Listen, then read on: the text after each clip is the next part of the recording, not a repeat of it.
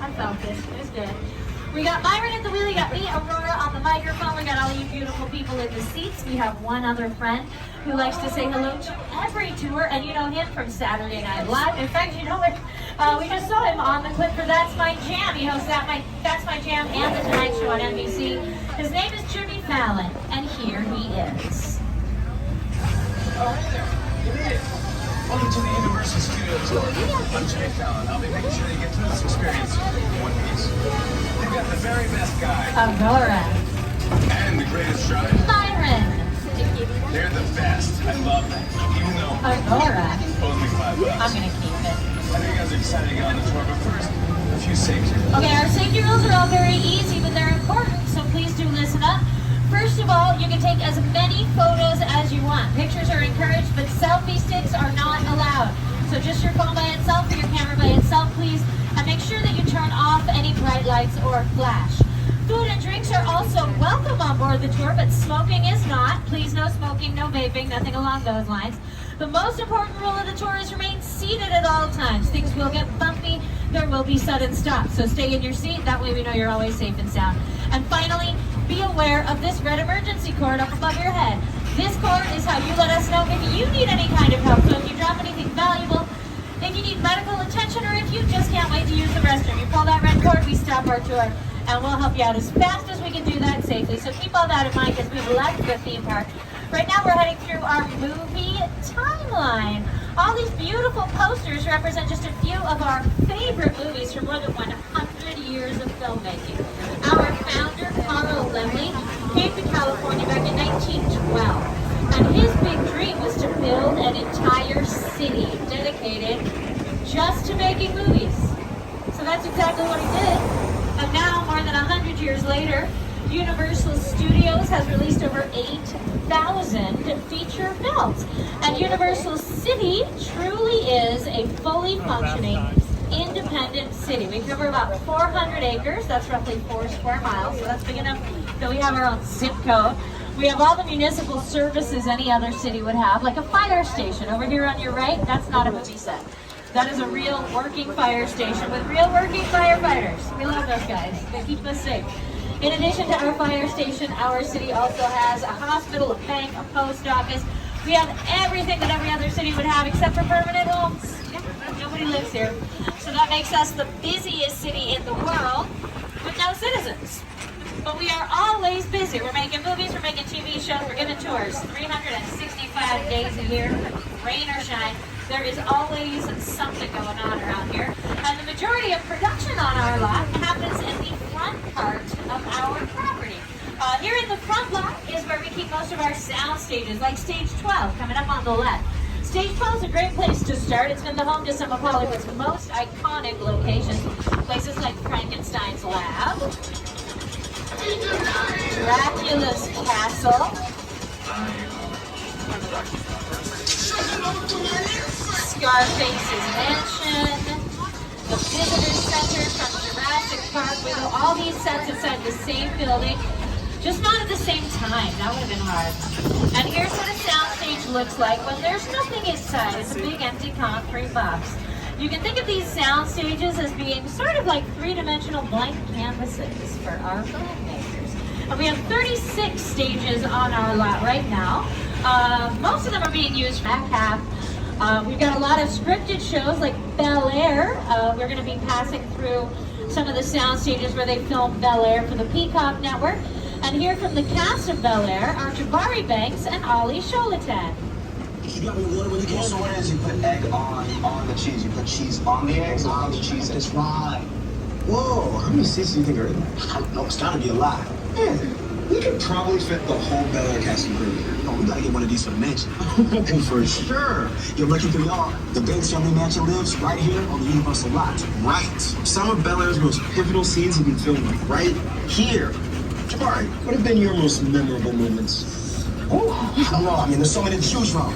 You know, I remember the 4-year set where Will first enters and at that moment his life changes forever. What about you?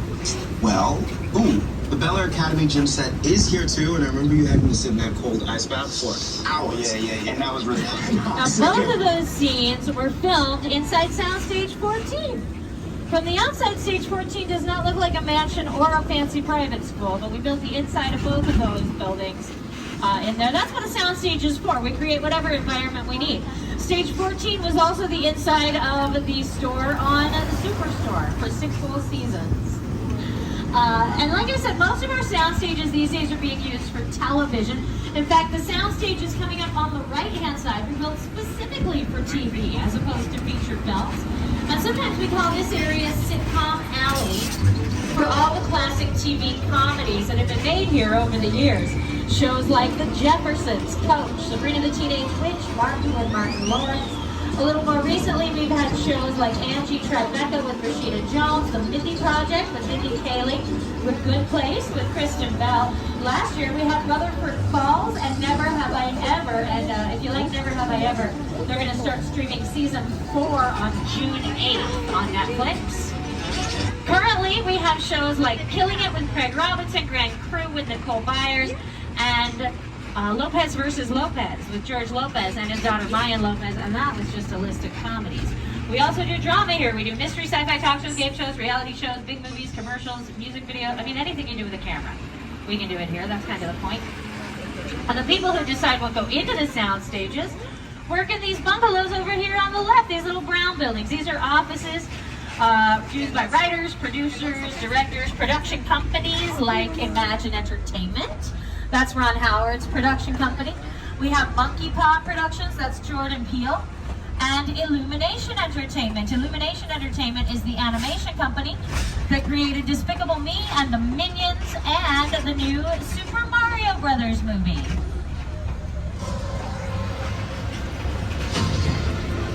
Is in theaters now, including the AMC up on City Walk. So, you know, later on today, after you've done everything there is to do down in Super Nintendo World, you can head up to City Walk and continue the Nintendo theme by checking out the Super Mario Brothers movie. But here on our tour, we are moving from the front lot into the back lot. The back lot is what we really come out here to see.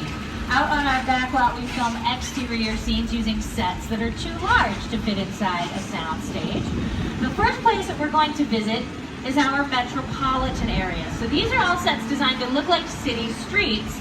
But you'll notice that the buildings are kind of unusual because they're built to be filmed. And that means all we care about is what the camera will see. If you're looking at the front of a building, you can't see the back, so we don't worry about building that part. Most of the buildings on our back lot are what we call facades. That literally means false front.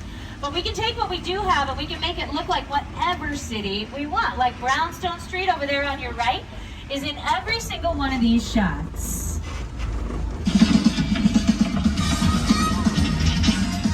Over the years, our metropolitan sets have appeared on screen as Boston, Chicago, Washington, D.C., London, Paris, Hong Kong, San Francisco, Seattle, Detroit, Los Angeles, you name it. Probably the most recognizable portion of our metropolitan area is the courtyard we are heading into right now. We call this Courthouse Square. It was one of the main sets used for Rutherford Falls with Ed Helms. This set is in a few episodes of Bel Air. But I think a lot of you will remember when this courtyard appeared as Hill Valley in Back to the Future. That City Hall building on your left was the clock tower in Back to the Future Parts 1 and 2. Now, some of you might be looking up at your screens and thinking, wait a second, that building looks different. And I gotta tell you, you're right, it does look different. Because Back to the Future was a while ago. And lots of other productions have filmed here since then. We use the same sets over and over and over again, but we don't want you to realize you're looking at the same place every time, so we do a lot of redecorating. Our production designers will change the colors of the buildings, they'll change the materials the buildings appear to be made from. They change all the signs and decorations, make it look like they're in a different city or a different country, or even a different time period. And when it's time to go to the big city, when we want to head downtown, we just turn the corner. The main street of our metropolitan area is called New York Street, and I'm sure you can guess why. This particular location shows up on screen playing the role of New York more often than any other location.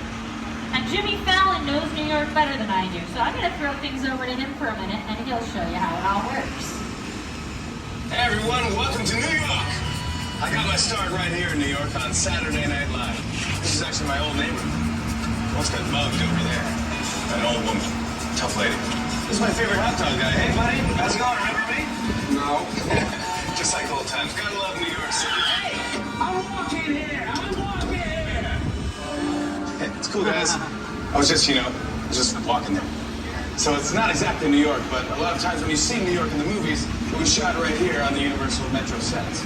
If you can make it here, you can make it anywhere. Even if you make it here on the Universal lot.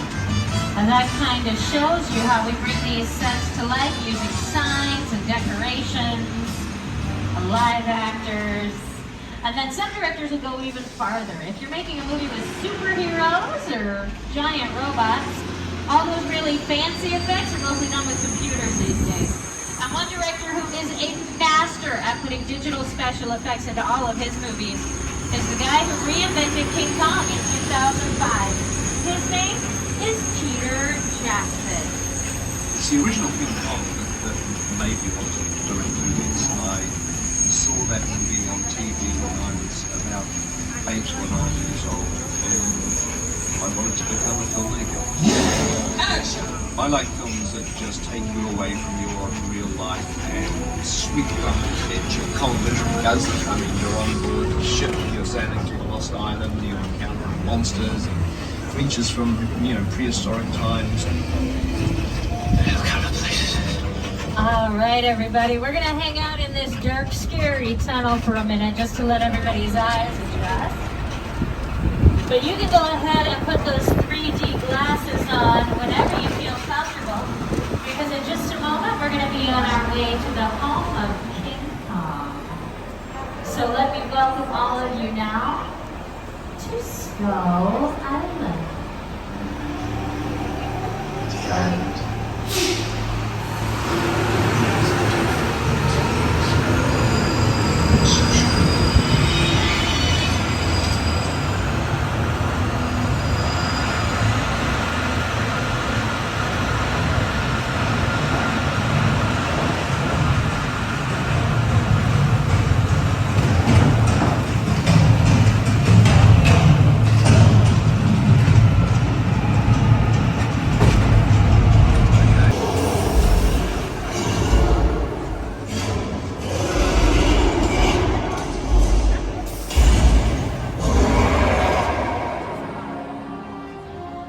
That was King Kong 360 3D.